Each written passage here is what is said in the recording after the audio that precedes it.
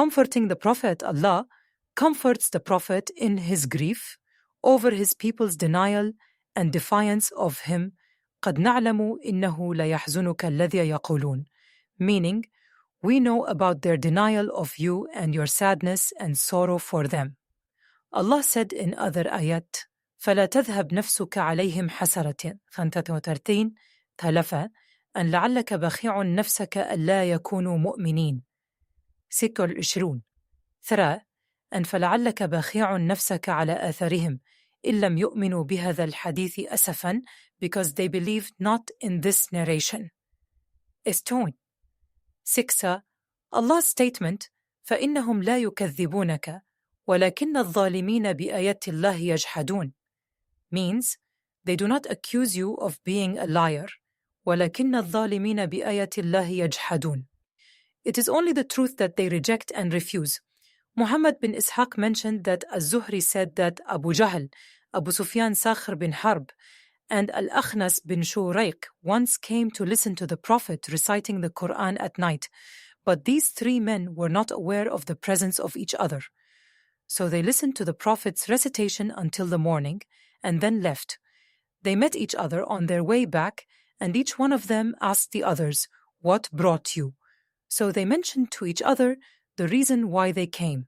They vowed not to repeat this incident, so that the young men of Quraysh would not hear of what they did and imitate them. On the second night, each one of the three came back, thinking that the other two would not come, because of the vows they made to each other. In the morning, they again met each other on their way back and criticized each other, vowing not to repeat what they did. On the third night, they again went to listen to the Prophet, and in the morning, they again vowed not to repeat this incident. During that day, Al-Akhnas bin Shuraiq took his staff and went to Abu Sufyan bin Harb in his house, saying, "O Abu Hanzalah, what is your opinion concerning what you heard from Muhammad?" Abu Sufyan said, "O Abu Thalabah, by Allah, I have heard some things that I recognize and know their implications. I also heard some things whose meaning and implications were unknown to me." Al-Akhnas said, "And I the same, by he whom you swore by." Al-Akhnas left Abu Sufyan and went to Abu Jahl and asked him, "O Abu al-Hakam, what is your opinion about what you heard from Muhammad?" Abu Jahl said, "We competed with Bani Abd Manaf, and so we fed as they fed and gave away as they gave away. So, when we were neck and neck with them, just as two horses in a race, they said, 'There is a prophet from among us, to whom revelation from the heaven comes. So how can we ever beat them at that? By Allah, we will never believe in him or accept what he says.'" This is when Al-Akhnas left Abu Jahl and went away. Allah's statement, وَلَقَدْ كُذِّبَتْ رُسُلٌ مِّن قَبْلِكَ فَصَبَرُوا عَلَى مَا كُذِّبُوا وَأُوذُوا حَتَّى أَتَاهُمْ نَصْرُنَا.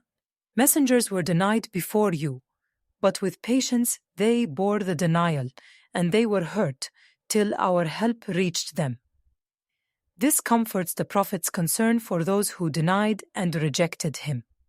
Allah also commands the Prophet to be patient, just as the mighty messengers before him were. He also promised him victory, just as the previous messengers were victorious, and the good end was theirs after the denial and harm their people placed on them. Then, victory came to them in this life, just as victory is theirs in the hereafter. Allah said, وَلَا مُبَدِّلَ لِكَلِمَاتِ اللَّهِ. This refers to his decision that victory in this life and the hereafter is for his believing servants. Allah said in other ayat, وَلَقَدْ سَبَقَتْ كَلِمَتُنَا لِعِبَادِنَا الْمُرْسَلِينَ إِنَّهُمْ لَهُمُ الْمَنْصُورُونَ وَإِنَّ جُنْدَنَا لَهُمُ الْغَالِبُونَ 37 173 and كتب الله لأغلبن أنا ورسولي إن الله قوي عزيز 15.